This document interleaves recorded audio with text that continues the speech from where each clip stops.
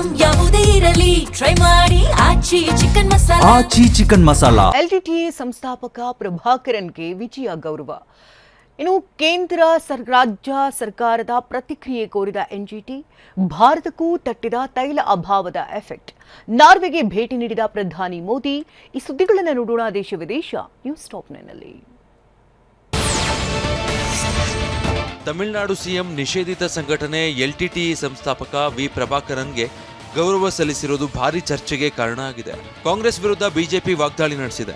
ಮಾಜಿ ಪ್ರಧಾನಿ ರಾಜೀವ್ ಗಾಂಧಿ ಹತ್ಯೆಗೆ ಎಲ್ಟಿಟಿಇ ಕಾರಣ ಅನ್ನೋದನ್ನ ನೆನಪಿಸೋದಕ್ಕೆ ಪ್ರಯತ್ನಿಸಿದೆ. ಇತ್ತ ವಿಜಯ್ ಸಮರ್ಥಿಸಿಕೊಂಡಿರುವ ಟಿವಿಕೆ ಮಾತಿನ ಉದ್ದೇಶ ಕೇವಲ ಪ್ರಭಾಕರನ್ ಸಾವಿನ ಬಗ್ಗೆ ಮಾತ್ರ ಆಗಿರಲಿಲ್ಲ, ಬದಲಾಗಿ ಲಂಕಾದಲ್ಲಿ ನಡೆದ ಸಾವಿರಾರು ತಮಿಳರ ಮಾರಣ ಹೋಮದ ಕುರಿತಾಗಿತ್ತು ಎಂದಿದೆ. ರಾಜೀವ್ ಗಾಂಧಿ ಹತ್ಯೆ ಪ್ರಕರಣದಲ್ಲಿ ಪ್ರಭಾಕರನ್ ಪ್ರಮುಖ ಆರೋಪಿ ಎಂದು ಹೆಸರಿಸಲಾಗಿತ್ತು.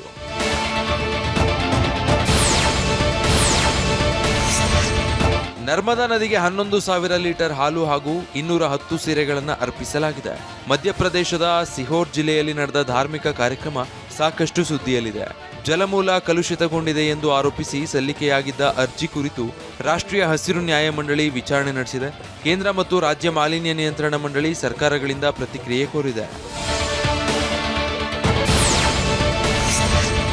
5 ದಿನಗಳ ಕಾಲ ವಿದೇಶ ಪ್ರವಾಸದಲ್ಲಿರುವ ಪ್ರಧಾನಿ ಮೋದಿ ನಾರ್ವೆಗೆ ಭೇಟಿ ನೀಡಿದ್ರು, ಓಸ್ಲೋಗೆ ಭೇಟಿ ನೀಡಿದ್ರು.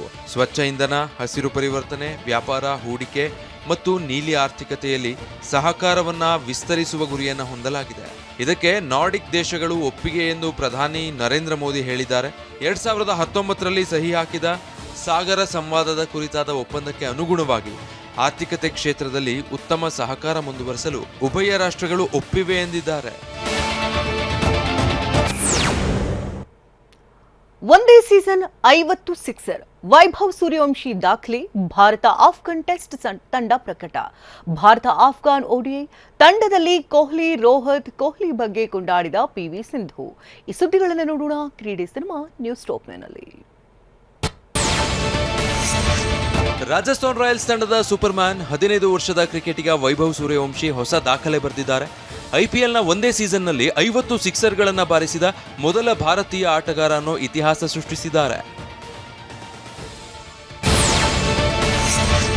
ಭಾರತ ಆಫ್ಘಾನಿಸ್ತಾನ ನಡುವಿನ ಟೆಸ್ಟ್ ಹಾಗೂ ಏಕದಿನ ಕ್ರಿಕೆಟ್ ಸರಣಿಗೆ ಭಾರತದ ತಂಡ ಪ್ರಕಟಿಸಲಾಗಿದೆ. ಟೆಸ್ಟ್ ತಂಡದಲ್ಲಿ ಕ್ಯಾಪ್ಟನ್ ಶುಭ್ಮನ್ ಗಿಲ್, ಕನ್ನಡಿಗ ಕೆಎಲ್ ರಾಹುಲ್ ಉಪನಾಯಕನಾಗಿ ಆಯ್ಕೆಯಾಗಿದ್ದಾರೆ. ಜಡೇಜಾ, ಬೂಮ್ರಾಗೆ ರೆಸ್ಟ್ ನೀಡಲಾಗಿದೆ.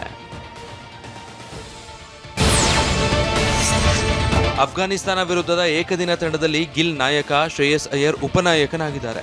ವಿಶೇಷ ಅಂದರೆ ರೋಹಿತ್ ಶರ್ಮಾ, ವಿರಾಟ್ ಕೊಹ್ಲಿ ಕೂಡ ಏಕದಿನ ತಂಡದಲ್ಲಿ ಆಡಲಿದ್ದಾರೆ. Badminton star PV Sindhu cricket ಲೋಕದ ದಿಗ್ಗಜ ವಿರಾಟ್ ಕೊಹ್ಲಿಯ ಬಗ್ಗೆ ಕೊಂಡಾಡಿದ್ದಾರೆ. ಇನ್ಸ್ಟಾಗ್ರಾಮ್ ಪೋಸ್ಟ್ನಲ್ಲಿ ಕೊಹ್ಲಿ ಜೊತೆ ನಿಂತಿರೋ ಫೋಟೋವನ್ನು ಸಿಂಧು ಹಂಚಿಕೊಂಡಿದ್ದಾರೆ. ನಮಗೆ ಅತಿ ಅವಶ್ಯವಿದ್ದಾಗ ಉತ್ತಮ ಸಲಹೆ, ಸೂಚನೆಗಳನ್ನು ನೀಡಿ ಸದಾ ಬೆಂಬಲಿಸುವ ನೀವು ನಿಜಕ್ಕೂ ಸ್ಫೂರ್ತಿದಾಯಕ ಆಗಿದ್ದೀರಿ. ಸದಾ ಇತರರನ್ನ ಮೇಲೆತ್ತುವ ನಿಮ್ಮ ಗುಣ ಅದ್ಭುತ. ಭಾರತದ ಕ್ರೀಡಾಲೋಕದಲ್ಲಿ ನಿಮ್ಮಂಥ ಹಿರಿಯ ಕ್ರೀಡಾಪಟುಗಳು ಇರೋದು ನಿಜಕ್ಕೂ ಸ್ಫೂರ್ತಿದಾಯಕ. ಎಂದೂ ಹೆಜ್ಜೆ ಹಿಂದಿಡಬೇಡಿ ಅನ್ನೋ ನಿಮ್ಮ ಸಲಹೆ ಸ್ವೀಕರಿಸ್ತೀನಿ ಅಂತ ಪಿವಿ ಸಿಂಧು ಬರೆದುಕೊಂಡಿದ್ದಾರೆ.